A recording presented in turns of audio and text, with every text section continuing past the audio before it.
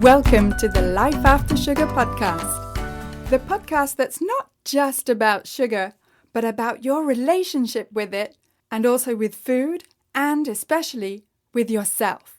So if you want to discover your life after sugar and hear inspiring stories from all kinds of people who also cut out sugar in their way, at their pace, for their own reasons, this is the podcast for you. Because when you take away the sugar, you can finally discover the real sweetness in your life.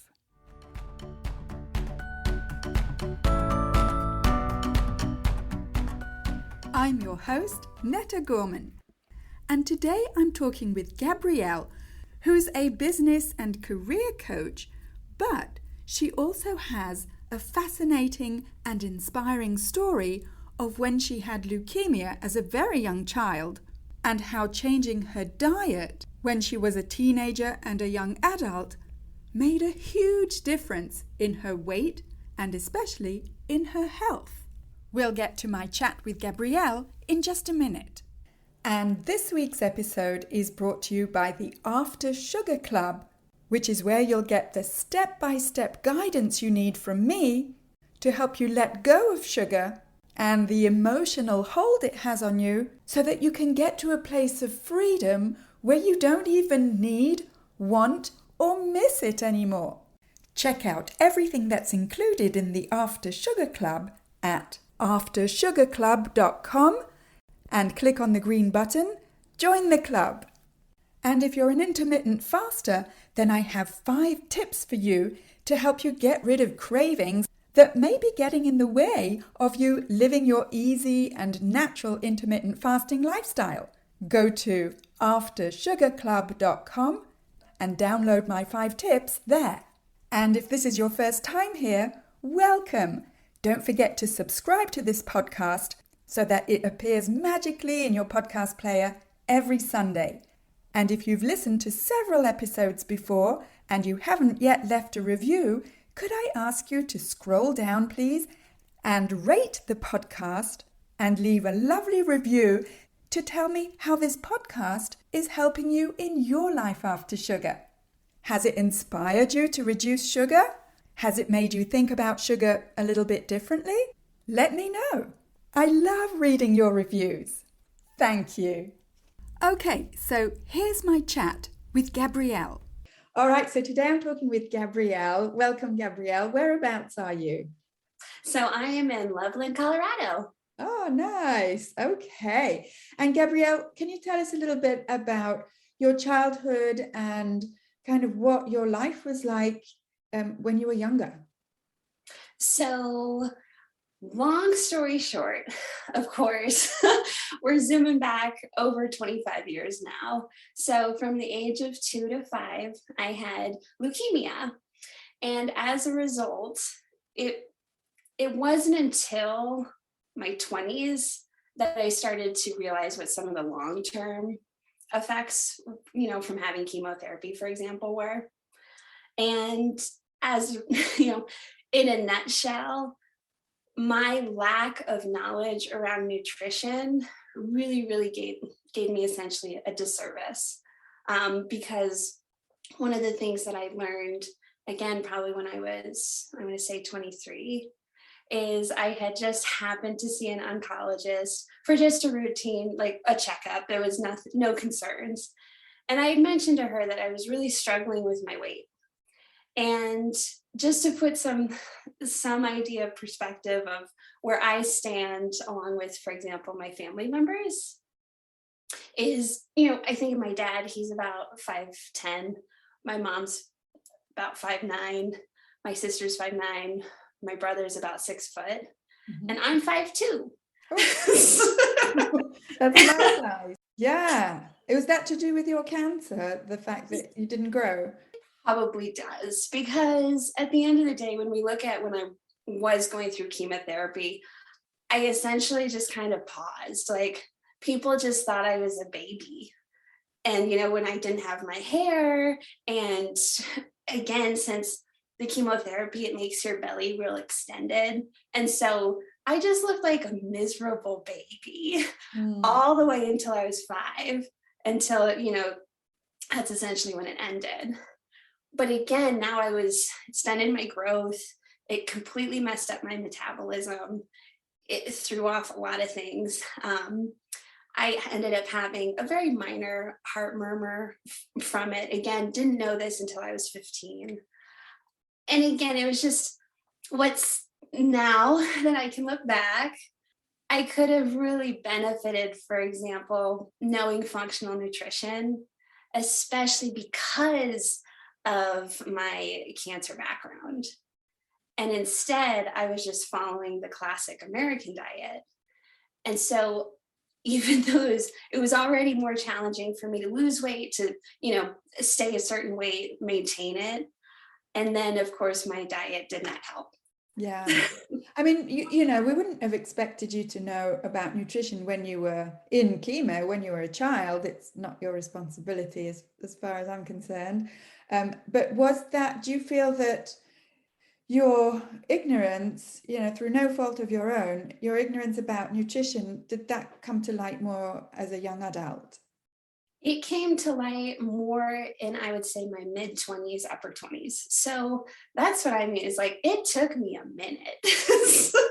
Yeah. It didn't happen overnight. I wish it did. I wish that I had known these again when I was in high school. That would have been great. Because of course, once I hit puberty, now everything's really changing. And now it's where before I was really fit, I was incredibly active. So no weight issues. I hit puberty, now I have weight issues. And now I'm continuing to struggle. And so if I, again, could go back in time, realizing that, for example, the amount of milk I drank was ungodly. How much were you getting through? So as a family of 5, we drank about 2 gallons of milk a day. Wow. Yeah. And so it was incorporated with almost every single meal. Because if you think of when I would wake up at 5:30, because that's when my dad got up before he got to, getting ready for work, and he'd make me a hot cocoa. That was like the first thing I was having every single morning. Sugar, milk and sugar. Because it's like, we grew up knowing or being told that milk is a healthy drink. What's wrong with milk? Exactly. And then if I go to school, well, guess what? They have milk there too. And it's, so you have your little carton. So I'm just drinking again. And what's in most milk? A lot of sugar. And so I'm constantly having this sugar intake.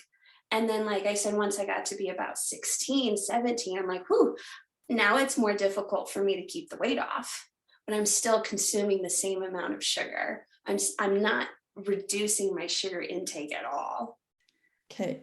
And was it, in your opinion, was it just the milk or was it other sources of sugar?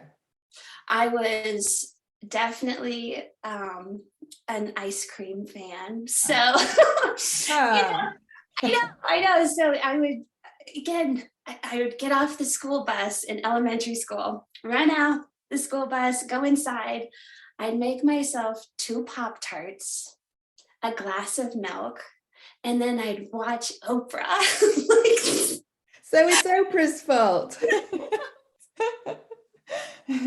After dinner, I would have ice cream. And so it was all these sugar and a lot of dairy products, just a ton of dairy products. And my brother, if we would have, for example, tacos or burritos, whatever it might be, that amount of cheese, he'd always get sick afterwards. And at no point did my parents be like, you know what, maybe we should cut cheese from the diet, because it seems like every time, Adam eats it, he throws up. Oh, that bad. Yeah, exactly. So you're like, those were signs that we are probably consuming too much dairy and we're not addressing it. We're just ignoring it. And it's so strong, especially in American culture, so strong that dairy is good. So it's kind of understandable that your parents didn't question that. Right. It was, again, my dad, he's Hispanic. And so having a lot of Mexican food, there's a lot of cheese in it. Spoiler alert. Yeah.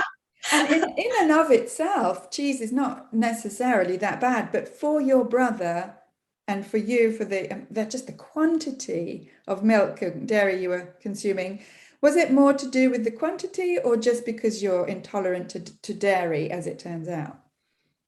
I can say that when I first started working with a nutritionist, this was again when I was 28, I think. The first thing she told me was, how much milk do you drink? And I told her, she's like, that's a lot. And so for me, I honestly thought the most difficult thing for me to cut was going to be milk. And after about 3 months, I no longer craved it. And that was, again, of all the things, I'm like, I'm never going to be able to cut, milk completely out of my diet. I'm never going to be able to do that. And it took some time. And there was, of course, days where I'm like, Yeah. that's, the addiction to it just gets you sometimes. Totally. And did you like cut it out completely or did you go gradually? For the most part, I quote unquote weaned myself off with, for example, almond milk. Okay. Like that was still for me like, I don't want to walk away from it. Yeah. But after a while, I honestly don't like almond milk. And so it wasn't really a great alternative for me because I didn't enjoy it. And now I've just cut out the almond milk as well. And I don't, since I didn't really like it to begin with, I definitely don't crave it now. Sure. And so it was these baby steps of what can I find as a possible, alternate to this, but also accepting the fact that if I really have a craving, one day I will have a glass of milk and it's not the end of the world. Okay. All right. So you're able to moderate now, whereas you weren't necessarily able to moderate before for milk, I mean? Exactly. So if we just want to look at that specifically, now, again, I don't drink it at all. In fact, if someone else has milk, whatever, it actually smells bad to me now. Oh. Like I don't even, again, if I take a sip, I'm like, ugh, this tastes spoiled. Like it just doesn't even taste good anymore. Isn't that crazy? So again, I would have never guessed that in a million years if you, Yeah, it's crazy, isn't it? It's the same thing with me and sugar and sweet tastes. We're like, I went from the world's #1 sweet tooth to actually avoiding sweet tastes now because they don't taste good to me anymore. Isn't that crazy how our tastes change? That is, it's definitely interesting and something to examine. Absolutely. And did you feel like, oh, you were saying, oh, never again, I'll never be able to, fill in the blanks, ice cream, milk, hot cocoa. I'll never be able to have those things again. Is that how you saw it at the beginning? I've never really approached it with this, I'll never have it again. I guess you could say like way of thinking, because I want to be able to be flexible enough where if I do have any of these things, it's not the end of the world. And the next day I'm going to start over and I'm going to have my, hot water and lemon or, my apple cider vinegar, whatever it is that day. Mm-hmm. And then sometimes I do, for example, like intermittent fasting. And I'm just waiting. I'm like, okay, I'm not hungry yet. I'm giving my gut a break. I need to give it a break. And just doing, again, some of these little things, now it helps with not having those cravings in the first place. Yeah. But if I'm at a party or if I'm out with friends and I want to have, for example, the Kentucky Derby, it's coming up. If I want to have a mint julep, I'm going to have a mint julep. Sure. If I'm at a birthday party or something and I want ice cream, I'll probably have ice cream. Oh, yeah, I'm a big proponent of, have what you want. And, underlying that is change what you want. Exactly. Change what you want.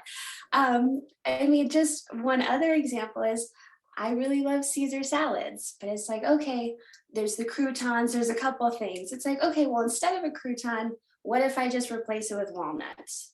Okay, that's a baby step to just, again, taking one thing out and replacing it with a healthier alternative, but Absolutely. still having that crunch, still having the texture that I like. Yeah, And so, that's very open-minded of you, because a lot of people are like, well, if I can't have this, whatever it is, then how am I going to survive? It's like there's no other option, but you found lots of different options. I mean, of course, it's going to be different for every single person. If I'm with friends, since I don't drink coffee, for example, they'll all be having their coffee and I'll be having my hot water and lemon. And they're just like, how do you survive? And how do you survive? Well, yeah, exactly. How do I? I don't know. It seems to be working. I'm the same. It's like, well, I don't need this particular thing to survive and thrive. I survive and thrive independently of what's on my plate or in my cup or whatever. Exactly. And so for me, I've always been a morning person. So waking up, I don't have an alarm. I haven't set an alarm and I couldn't even tell you how long because if I want to get up at 6, I get up at 6. If I want to get up at 7, I'm up at 7. Like, and I've never craved coffee. I think that had a lot to do with the fact that my mom drank coffee like it was going out of style. Uh-huh. And so that smell, I actually, again, I hate it. I just hated that constant smell of coffee. It made me sick.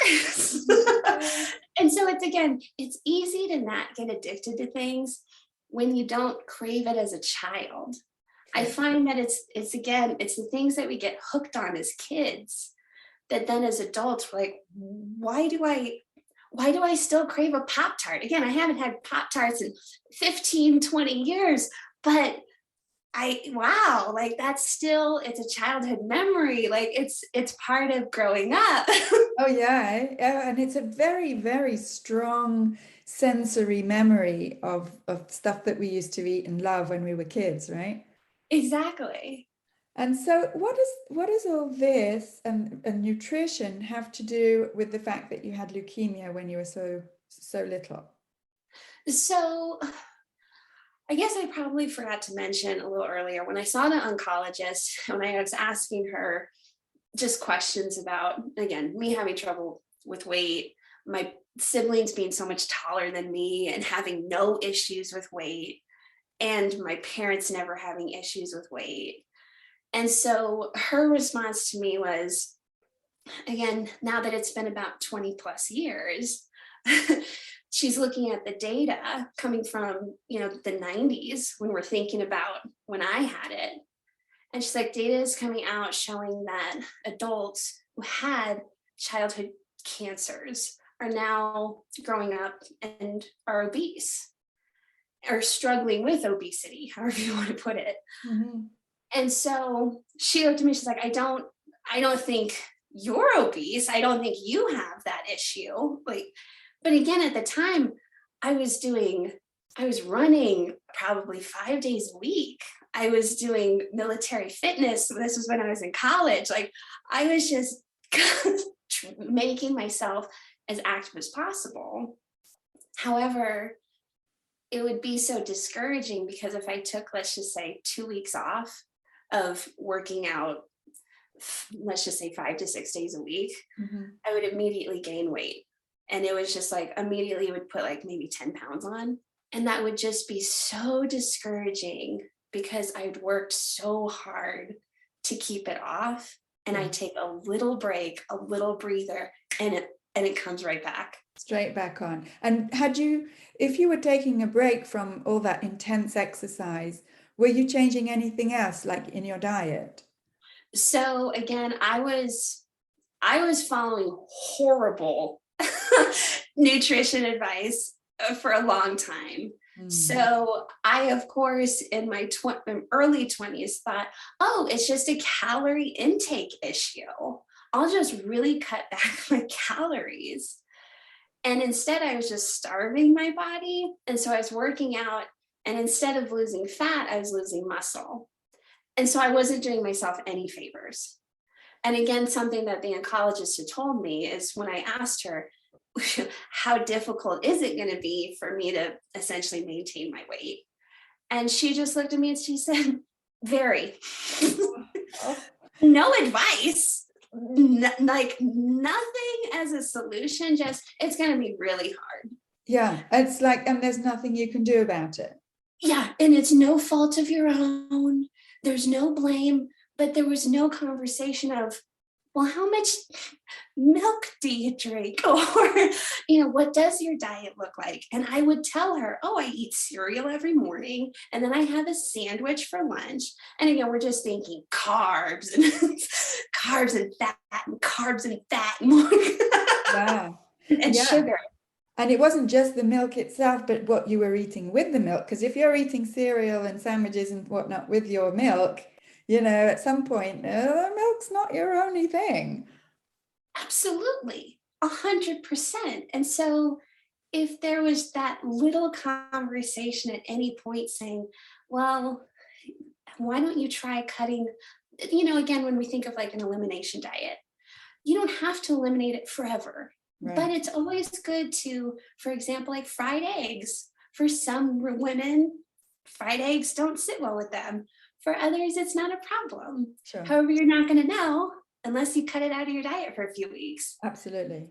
And so, but the oncologist, her field of expertise is not nutrition.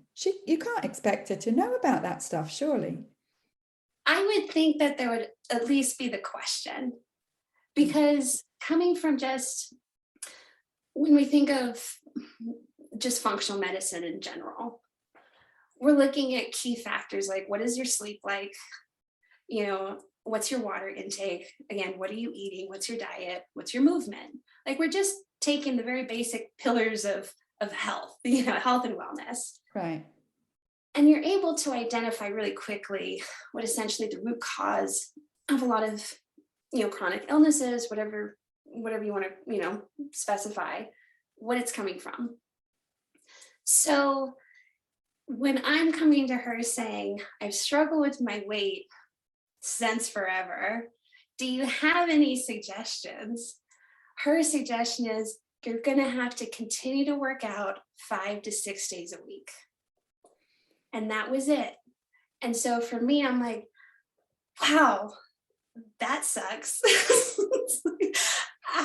Okay, like that's the plan. I just have to work out forever.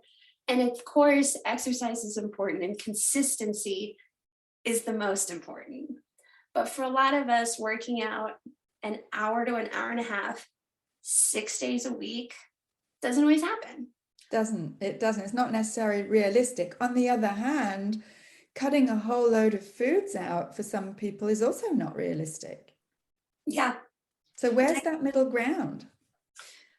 I think for me, and I can only speak for myself.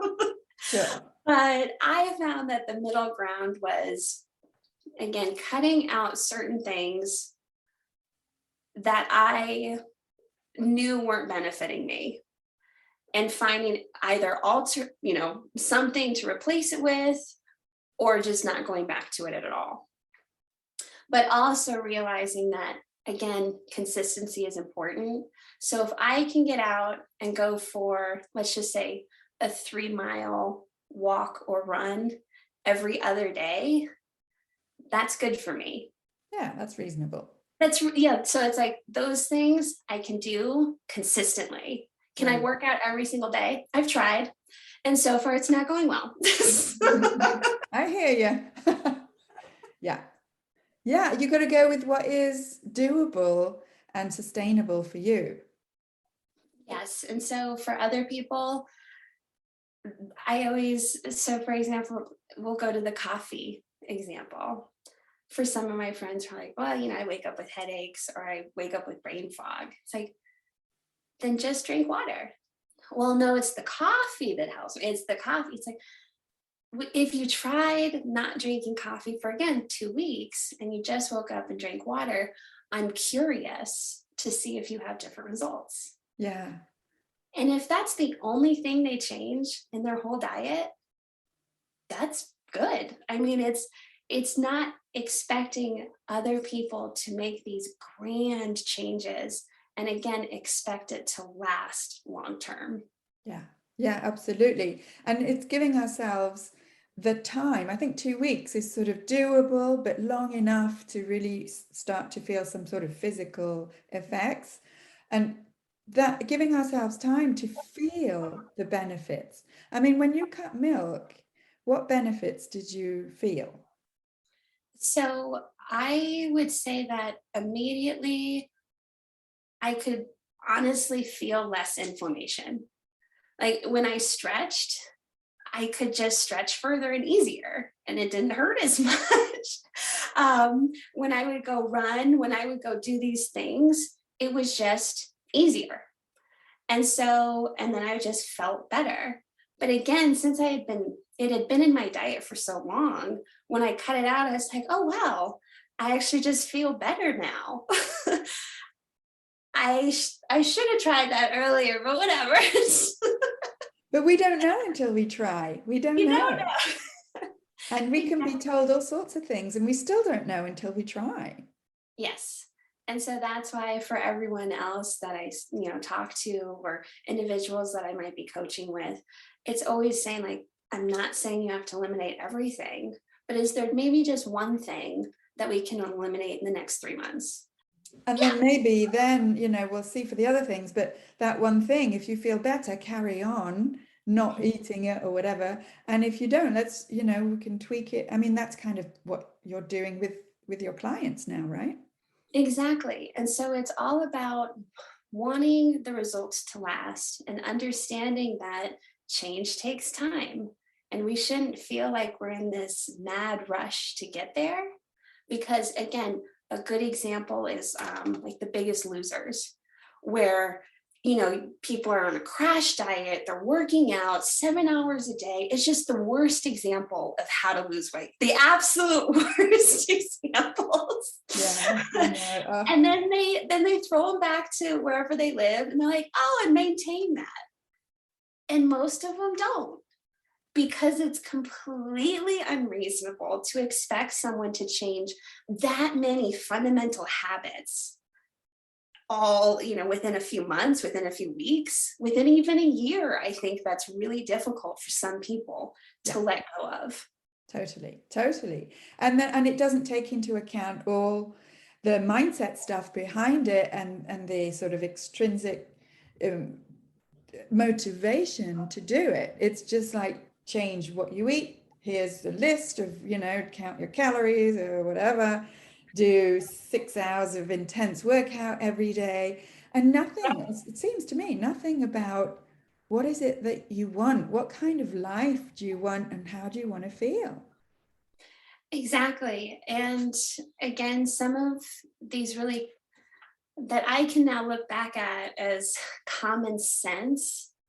Unfortunately, again, as like a teen, I just wasn't thinking sensical at all for the most part.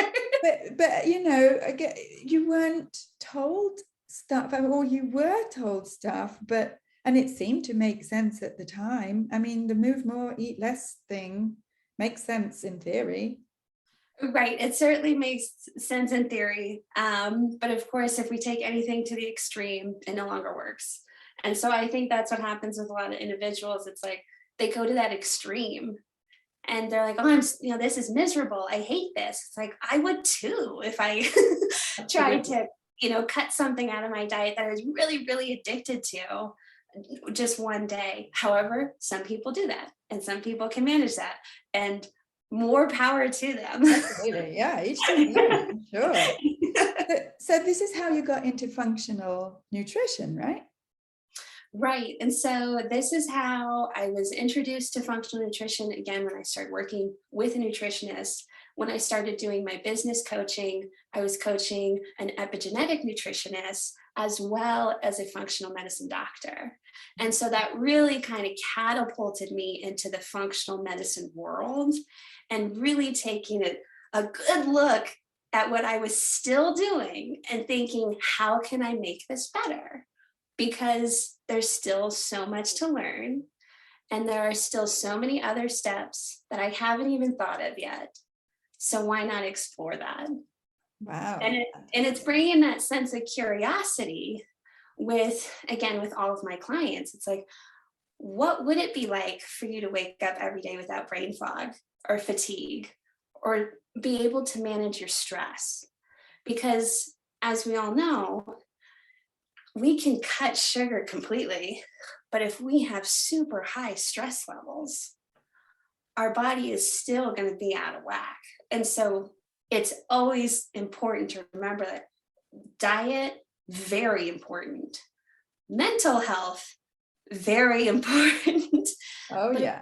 a good diet can assist with, again, with any, mental issues when we think of, again, stress and anxiety and those types of things.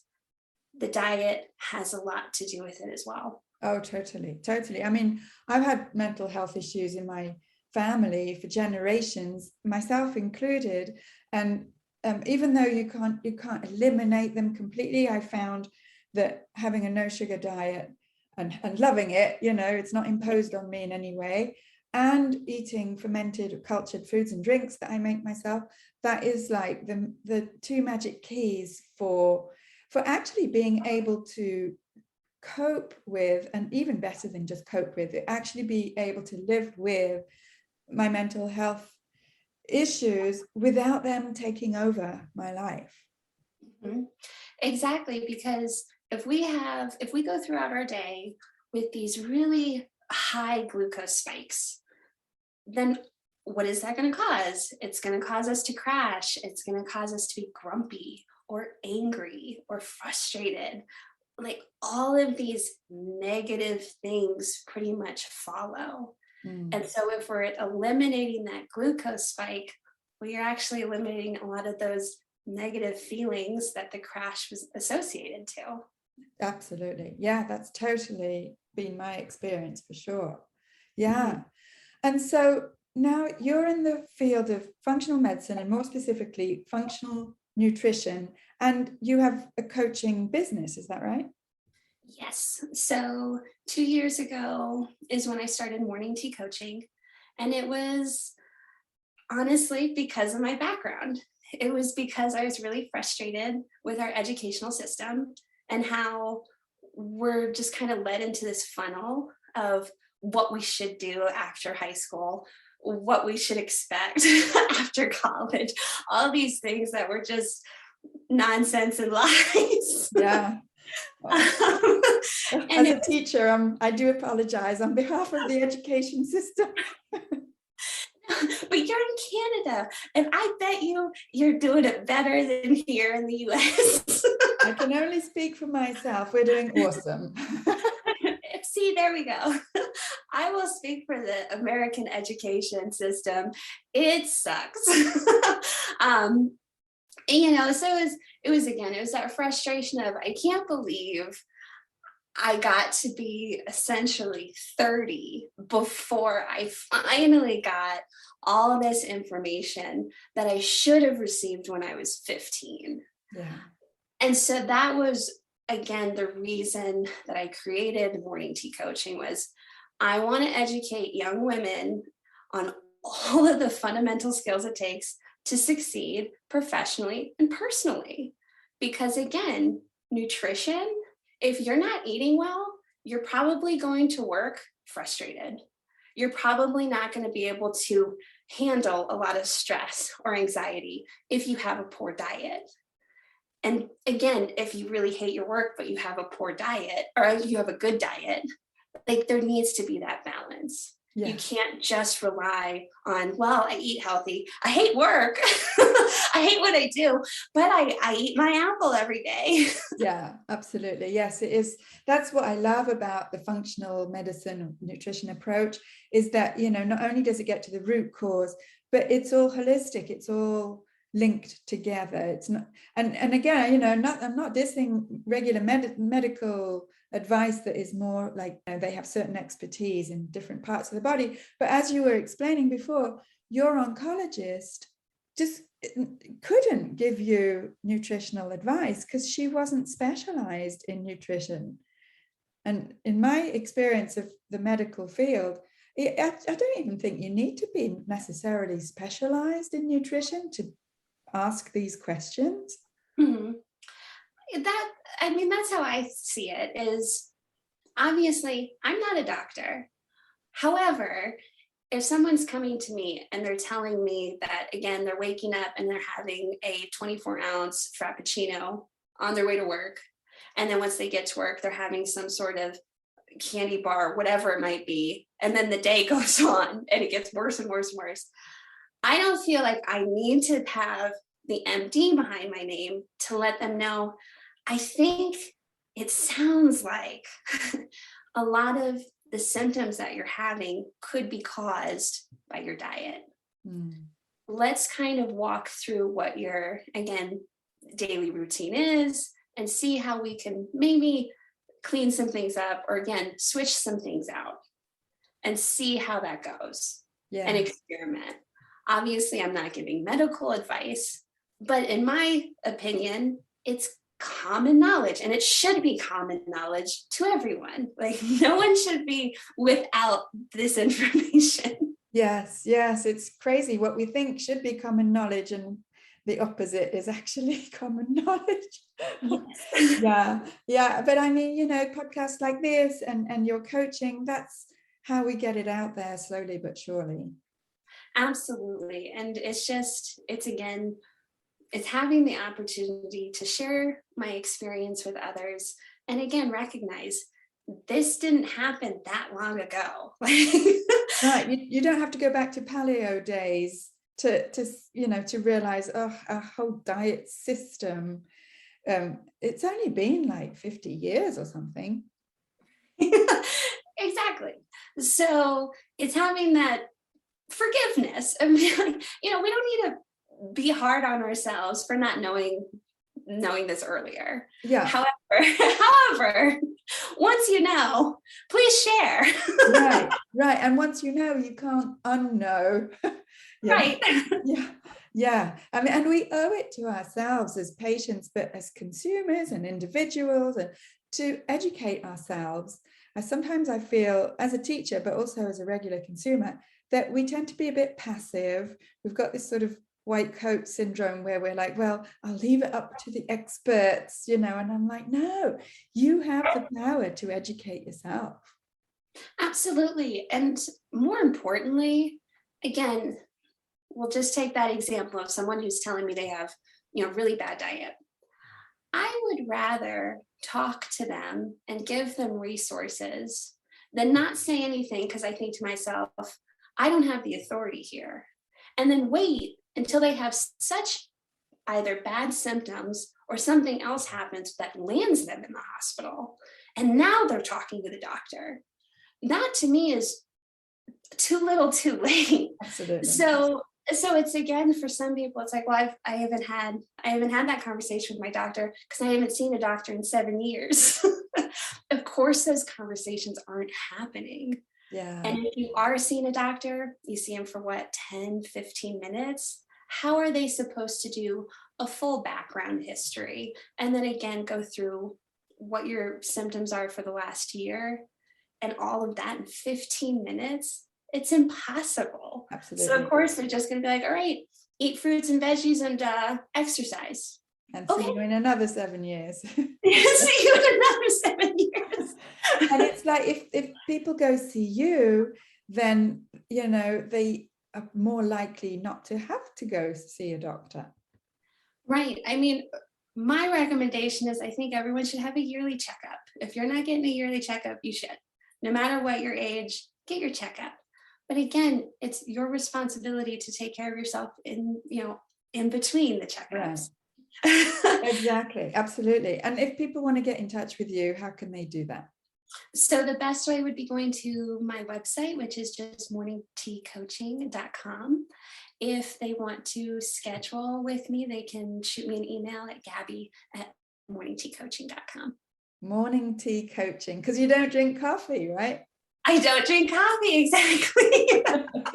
That's good. It's a lovely name. Oh, thank you. And even though I'm English, I don't like tea unless it's been fermented into kombucha. There we go. Yes, kombucha I'm a big fan of. That's wonderful. Thank you so much for talking to me today, Gabrielle. Of course, thank you.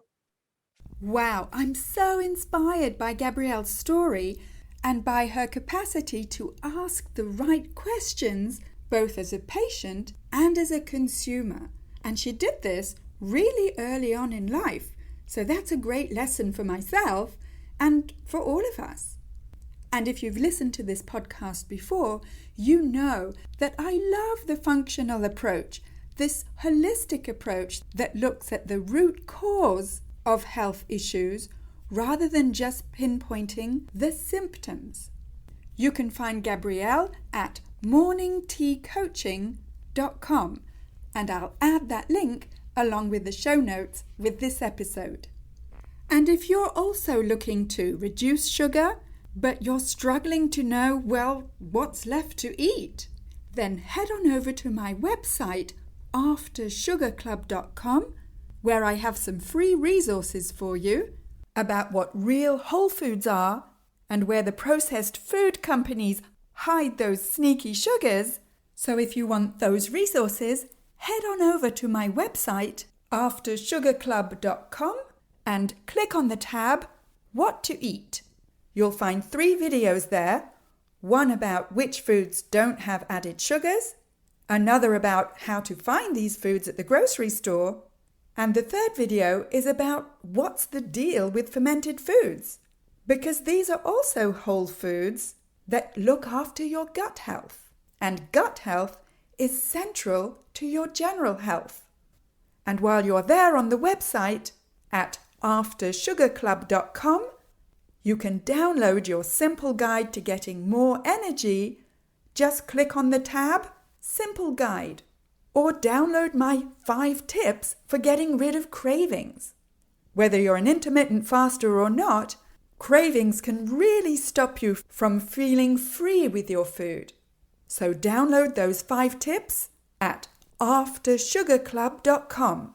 And you can get more free resources and tips on the Life After Sugar YouTube channel, the Life After Sugar Facebook page, and come and subscribe to my Instagram account at My Life After Sugar.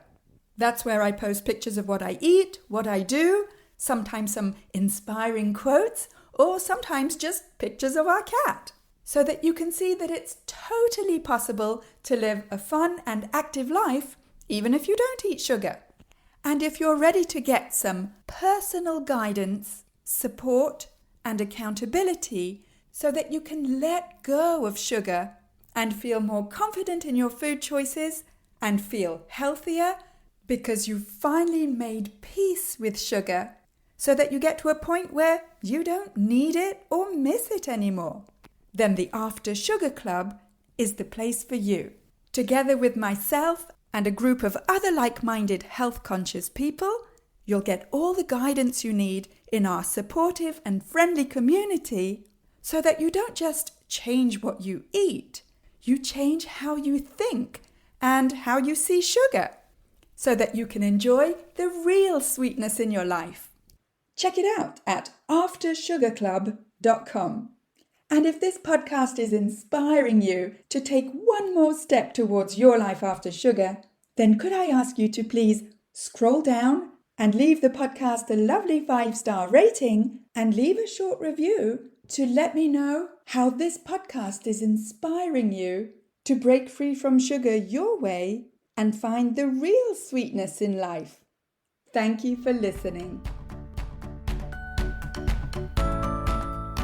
That's it for this week.